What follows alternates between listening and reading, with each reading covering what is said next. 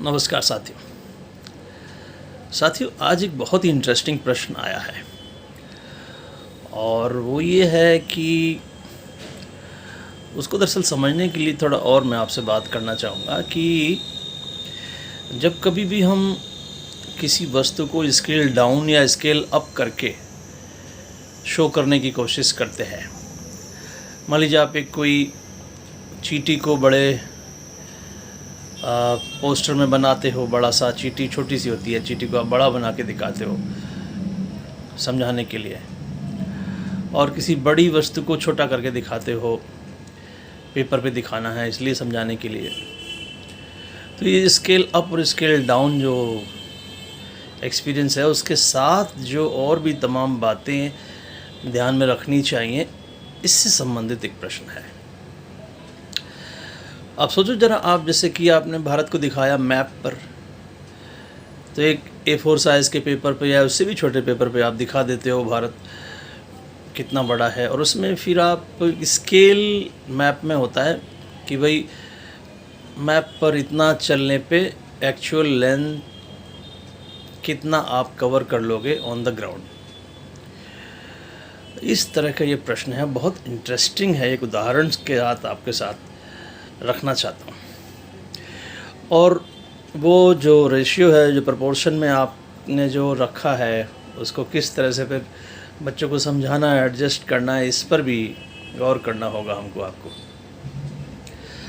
आप सोचो, मान लीजिए कि इंग्लैंड को आपने एक पेपर पे दिखाया और 1:10 लाख, 1:10 लाख है, 1:million है ना, ये आपने रेशियो ले लिया 10 lakhs, माने कि on ground 10 lakhs times distance है जितना कि आपको मैप पर दिखाया गया उससे ज़्यादा है। इस तरह से लेके चलते हैं। और जब आप इस रेशियो से आपने जब दिखाया इंग्लैंड को, तो जो लंदन है वो कोई 5 सेंटीमीटर स्क्वायर का समझो सर्किल सा दिखाई दे रहा है on paper. 5 centimetre square area का सर्किल छोटा सा ऑन पेपर दिखाई दे रहा है लंदन, जब आपने पेपर पे 1:10 lakhs का रेशियो लेते हुए लंदन को दिखाया। थोड़ा विचार करिए, 1:10 lakh की बात कर रहा हूँ, और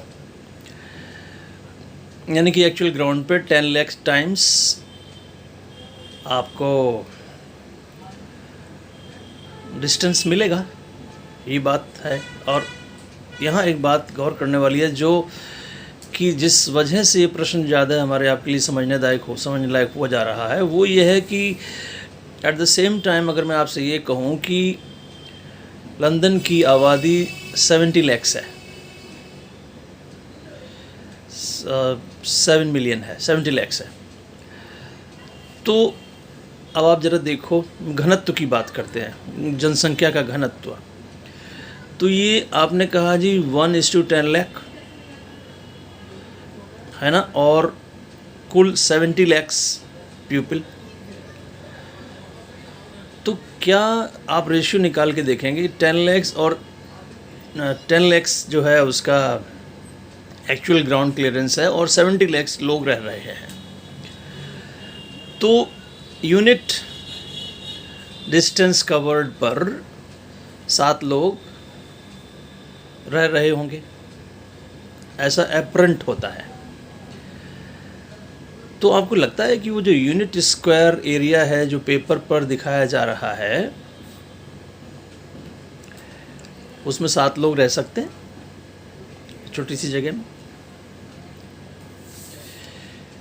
क्योंकि आपने कहा जी कि 1:10 lakh का रेशियो है, और चलिए 10 lakh टाइम्स मैंने बढ़ा दिया, और उस बढ़ाए हुए में बताया जा रहा है कि भाई 70 lakhs लोग रह रहे हैं। तो क्या फिर आप जब डिवाइड करोगे तो यूनिट ऑफ जो डिस्टेंस होगा उसमें 7 लोग रह सकते हैं? तो इसका जो आंसर है वो एक्चुअली इसी के प्रश्न में ही छुपा हुआ है, और हमको आपको इस पर विचार करना होगा। और इन विकट परिस्थितियों में जो गर्मी बहुत ज़्यादा हो रही है, ये कठिन प्रश्न पूछा है आपने, इस पर विचार फिर भी करते हैं हम। चलिए करते हैं। कैसे? इसमें मिसकंसेप्शन है। स्केल है लीनियर, 1:10 लाख लीनियर स्केल है, जबकि जो उदाहरण आपने ले लिया वो एरिया का ले लिया कि भाई इतने स्क्वायर एरिया में क्या 7 लोग रह सकते हैं। तो ये यहाँ पर गलती हुई है। अब जब स्क्वायर निकालेंगे तो आपको मालूम है कि लेंथ इनटू विड्थ करना पड़ेगा, मतलब सेंटीमीटर स्क्वायर में उसका मेज़रमेंट होना चाहिए। तो यदि आप एरिया का स्केल इसी एग्जाम्पल में निकालेंगे तो 1:1 million into 1 million, 10 lakh into 10 lakh होगा। वो 1:10 लाख नहीं होगा, बल्कि होगा 1:10 लाख इंटू 10 लैक्स। तो that is equal to the actual size of the country हो जाएगा वो। यूनिट डिस्टेंस में जब आपने स्क्वायर के लिए स्केलिंग की, मतलब एरिया के लिए जब स्केलिंग की, तो आप 10 लाख इंटू 10 लाख करोगे। और जब इतना करोगे तो आप देखोगे कि वो ऑन पेपर जो दिख रहा है वो एग्जैक्टली ऑन ग्राउंड के बराबर हो जाएगा, बल्कि वो रेशियो के अकॉर्डिंग एरिया पूरा, जितना बड़ा इंग्लैंड है उतना बड़ा एरिया कवर हो जाएगा। तो फिर वो उतनी जगह में आसानी से उतने लोग रह सकते हैं। ये बात है। तो इस वजह से वो सवाल जो है समझ में नहीं आ रहा था कि भाई क्या वजह है, क्या अगर ये एरिया है तो इतने छोटे से एरिया में 7 लोग रहते हैं, क्योंकि 1:10 लाख आपने बोला है ना, इन सेंटीमीटर्स। फिर आपने कहा जी कि 70 लाख पॉपुलेशन है, तो फिर कैसे रह रहे हैं। और एक बात और भी है, यहाँ ध्यान रखिएगा, लोग एक दूसरे से चिपके ऐसे खड़े नहीं हैं, नहीं, चिपके से ऐसे एक के साथ एक सटे हुए नहीं खड़े हुए हैं, दूर दूर रहते हैं। घनत्व की बात हो रही है।